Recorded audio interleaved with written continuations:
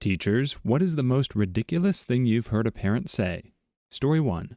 My daughter's senior class voted a medically handicapped girl prom queen.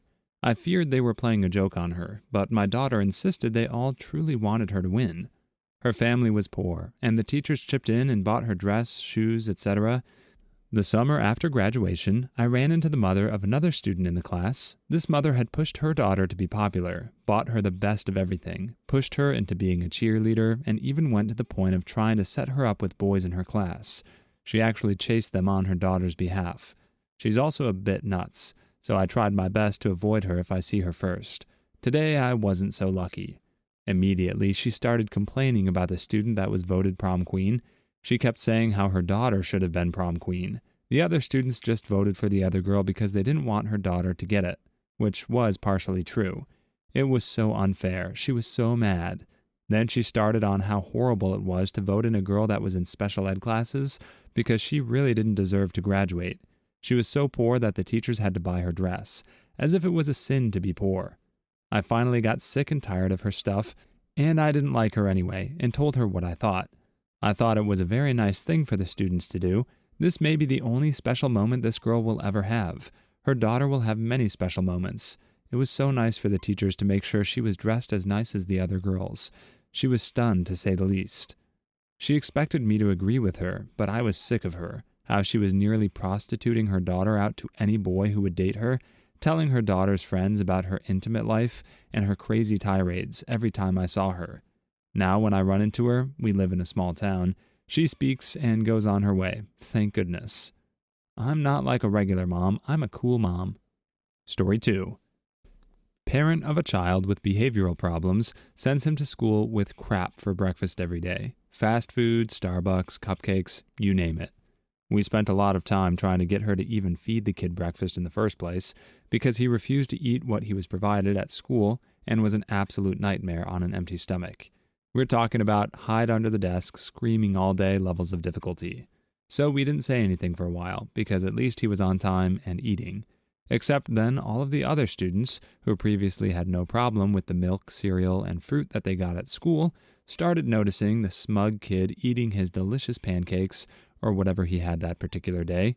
It became a full-blown kindergarten hunger strike, and it was miserable. When we asked the mother to please make an effort to feed him prior to arriving at school, she said she didn't have time, unless we wanted him to be late every day. Another problem that took forever to resolve. We reiterated that the school provided a perfectly healthy breakfast for free, and maybe she could make an effort to convince him to eat what everyone else got. He would literally do whatever she asked. It was just a matter of staying for 10 minutes to eat with him. She said, "No, I don't want him eating that sugary processed stuff." He took his McDonald's with an aide in the classroom for the rest of the year. Story 3. This might not really count, but when I was a swim instructor, this parent was complaining about how her son wasn't improving in the swim lessons. It was true that sometimes I had trouble motivating him, but I felt he was doing well. Apparently, she also complained that I wasn't the only one teaching his lessons, and that I got several substitutes. That was not true. I taught all of the lessons. So in the next lesson, I thought the kid was doing well again and improving. I even got him to swim short distances without assistance. He was 5 years old and couldn't touch the bottom. The mother didn't seem to think so. She said something like, "He can't just keep going back and forth and kicking the whole time. You do realize that's how people swim, right?" They sadly didn't come back. I'm a swim instructor too, and I totally relate to this. Some parents just don't understand that their 4 or 5-year-old won't instantly be able to swim laps after a couple of lessons, and make the problem about my teaching instead. Story 4. This family was incredibly well off. This little girl wore Matilda Jane clothing every single day, which is expensive. The individual pieces are between $40 and $60. She almost never wore the same thing twice. Compare her to a little boy in my class. His dad was in and out of jail. He always wore dirty jeans and the same pair of boots. His mom cut his hair, and you could tell. But he was full-on personality. All the kids wanted to play with him. He got a little rowdy and did say some lightly inappropriate things like, "That's bad butt," or "What the heck?" But I would never peg him as a behaviorally challenged kid. Well, the rich mother approached my lead teacher and flat out demanded that her little girl never have contact with this boy, because he was a bad influence. She wasn't to sit by him or speak to him or play with him. When we refused, she gave all these instructions to her daughter, who would approach the little boy and announce over the whole class, "You have to leave here so I can play." Story 5. Every single adult should know where every single child is on campus at all times, the mom said, yelling at me. I had been given her son extra help after school, along with some other students. We were 6 weeks in, and Mom hadn't come back to school night or made any attempt to speak to or contact me. She came to pick up her son and had no idea where to go because she hadn't been to our school before or read the after-school group flyer. Instead, she yelled at some other teachers who were waiting out in front of the school with some of their own after-school students to be picked up. They had no idea who she was or who her child was. She couldn't ask them where my class was because she didn't even know the name of her child's teacher.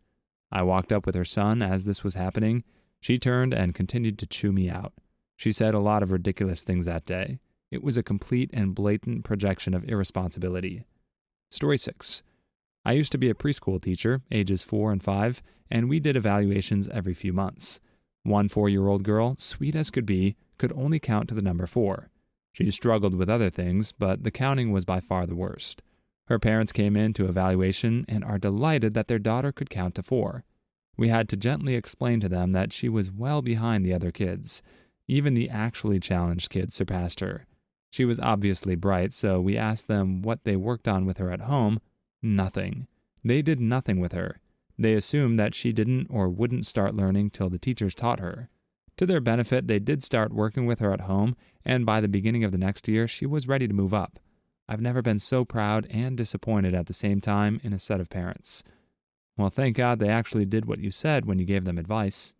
Story 7.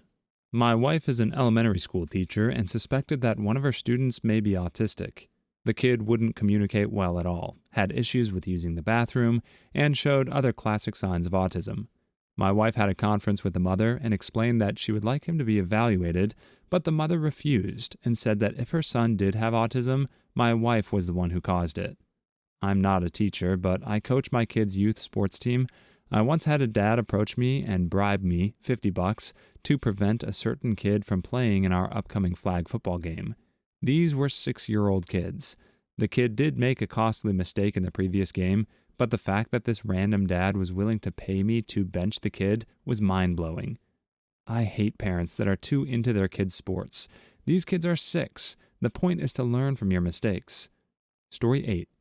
Parents' evening last year. Year 10, so 14 or 15 years old, told a woman that her son was doing really well in English and was very bright. She actually scoffed and said, "Really?" The boy was sitting there, too. I asked what he was thinking of doing when he left school, and he said he wanted to go to college to do A-levels.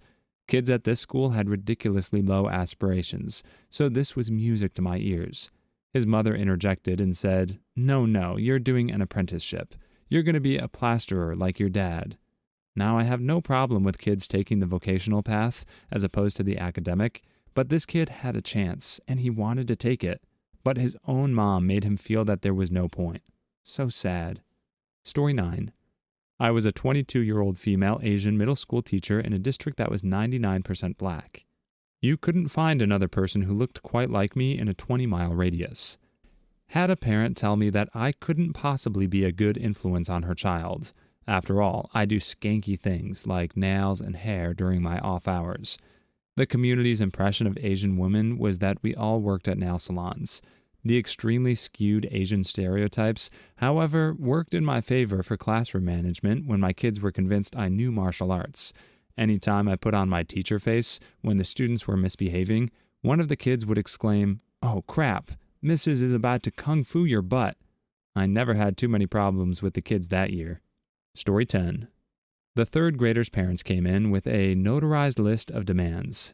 Children in my class must be prohibited from bringing in gluten ever. They said they didn't want her to feel left out because other kids were eating gluten. No, she didn't have celiacs. It was just the family's personal choice. I let their daughter choose who she sits next to each day. The class had a carefully coordinated seating plan. She was exempt from history class because she was too advanced for our history class, but not advanced enough for an AP class. Long story short, they switched her to a private school before year's end. Story 11. My aunt is a teacher, and I remember her telling me about one strange parent encounter a year or so ago. She taught maybe the 6th or 7th grade. There was this one kid in her class severely underperforming, and even after numerous confrontations with him, he never worked in class or got his grades back up.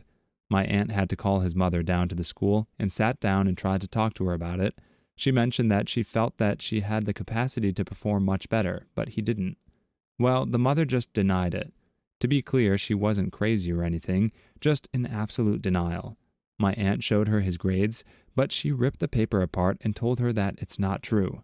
She said, "I don't know what you're talking about. My son is perfect," and stormed out of the school. Story 12. My mother is a retired college English teacher. Helicopter parents would regularly call to inquire about their kids' grades. Mom: That's confidential as per college policy. If you want to know your child's grade, you're going to have to ask him or her. Parent: But I'm paying her tuition. Mom: It doesn't matter. Your child has a right to privacy. I can and will only discuss your child's grade with him or her. Parent: I'm calling the dean. Mom: By all means. Rinse and repeat over and over and over. Story 13. After Thanksgiving, but before Christmas, one mom said, "If you don't let my daughter sing O Holy Night for the Christmas show, I'll withdraw her and my son from the school, and you'll never again have such talent." Truth is, her daughter couldn't sing on pitch, no matter what, and didn't even try because she had zero interest in it. This makes me so freaking sad. I hate how parents force their passions and interests on their kids when the kids have zero interest in any of it. There's an episode of South Park that shows this, the one where the kids are on a baseball team that they couldn't care less about. Story 14. How dare you tell my child that there were people before God existed? We were studying ancient Egypt, and I mentioned that the priests they were reading about had similar roles to their priests and pastors. They just weren't Christian, since Jesus hadn't been born and Christianity hadn't started yet. I reminded the parents that there were parts of the Bible that took place before Jesus' birth, in Egypt. Before God existed? Gotta love when people who are being dongs about their Christianity fundamentally misunderstand the Bible. Story 15. I taught 4th grade next to a military base, so my class list was in pencil. Midway through the year, I got a Dutch girl. She didn't speak a word of English. Her dad dropped her off in my room after signing her up, then told me not to make any exceptions for her. She'd learn English on her own. However, she was to be exempt from math because she'd never had a math class before. That man was an engineer with the Army. I taught her math. She appeared to have very limited exposure to it. By the last semester, she was on honor roll, including math. Story 16. Multiple times over the school year, she emailed me with something like, "My child has been coming home saying she has no homework in your class. I believe she should be having homework from your class every day. Can you please give her some homework?" Number 1, there was actually homework. Number 2, the kid was not turning in any homework that quarter. Number 3, the zeros were all reflected in the online grade report, which the parent apparently refused to read. Story 17. I was a high school varsity coach. I had a nice girl on my team with very little talent. After not starting, her mom came up to me and said, "It is really sad that Jenny isn't playing. How can you hold it against her?" I asked her what she was talking about. Her response, "Well, her dad's brother dated you in middle school and he broke up with you." Funny thing is, I have no clue who she was talking about. It's crazy that her most logical conclusion was that you kept a girl on the bench because her uncle dumped you back in middle school. Somehow that was the reason why. Story 18. I was in an individual education plan meeting. When the counselor asked the student what his post-high school plans were, he proudly stated that he was interested in studying animal science. His mother angrily swung her head at him and said, "Animal science? Oh, heck no. What about our plans for the NFL?" The student got embarrassed and said, "Well, I need a backup plan, Mom." And she said, "Not when you're as great of a player as you." The student was mediocre at best at football. Mom just wanted a kid with a giant paycheck. Story 19. Kindergarten teacher here. Number 1, why isn't my child writing their name yet? Number 2, I don't want my child wearing sunscreen. We live in far north Queensland. Number 3, I took my child to the general practitioner. He doesn't need a specialist. Number 4, my child is free range. I will not vaccinate. Story 20. At the end of each year, all the students' merits are tallied up and the top 3 students get a prize. One of the parents was complaining about how unfair their child started so low every year. The list starts alphabetized. Teacher: to be fair, today we will line up reverse alphabetically so everyone gets a chance to be first. Oblivious teacher never noticed that the change was never of benefit to those in the middle of the alphabet. Story 21. Yes, my child is misbehaving, throwing chairs, hitting other kids, etc., but you took his paper airplane in 2nd grade and scrunched it up, so this is really your own doing. I think the best thing to do is for you to help make him a new paper airplane and apologize. Then I'm sure he'll behave. The kid was in 6th grade at this point. That is just embarrassing. Story 22. I have a few stories, but my favorite happened to a coworker. This girl didn't study and skipped most of the questions on a test. Mom came in to argue about her daughter's failing grade and said she should only be graded on the questions she did answer, so therefore she should have scored a 100, since the few she chose to answer were correct. This makes me wonder just how the parent got through school. Story 23. I had a parent tell me he cut his daughter's hair in a short bob because they noticed her attitude gets bad when her hair gets too long. I had another parent tell me his kid was acting dumb for my benefit and that he is really smart at home. They still refuse to get him any tutoring. Story 24. For the taxes we pay, we expect our teachers to get our kids into any college we want. Got fired once because I gave a C- to the daughter of the president of the school board. Kid deserved a D. Slacker wouldn't do a dang thing. I like to think that she went on to flunk out of college. Story 25. I was told last year that the obvious reason I work in special education is because I can't get a job like normal children. I can't wrap my head around someone not seeing how this is obviously the harder job. Story 26. My mom frequently is forced to let kids retake tests because they didn't do well on them. Not because the kids have any sort of problem, but because the parents whine and complain that their genius somehow got a failing grade on a test, so the school just gives in and lets the kids redo it. Story 27. It's not your job to teach my son lessons. I kid you not, I had to sit back for a moment to recover from reading that. Story 28. Had an Asian kid that was acing everything. Straight A's. I told his mother that I think he's a little bored. She puffed up and said, I will go home and speak to him about that at once. You just killed a poor little Asian kid. Story 29. Taught in an old, impoverished town, father told me he would not allow his son to read poetry because it would make him gay. Oh man, that explains everything. Story 30. Not as bad as some, but when I was a student teacher, a parent emailed saying to give his child a C. No reason. Just give her a C. She was getting an F, and I couldn't believe the insanity of just saying what boiled down to C, now. Story 31. At parents' evening, don't worry about my daughter. She's thick. She only needs to cook and clean. How's my son doing? Story 32. Spanish class. Parent asked me to exempt her kid from speaking anything in Spanish. Said it made her daughter uncomfortable saying anything in Spanish. Story 33.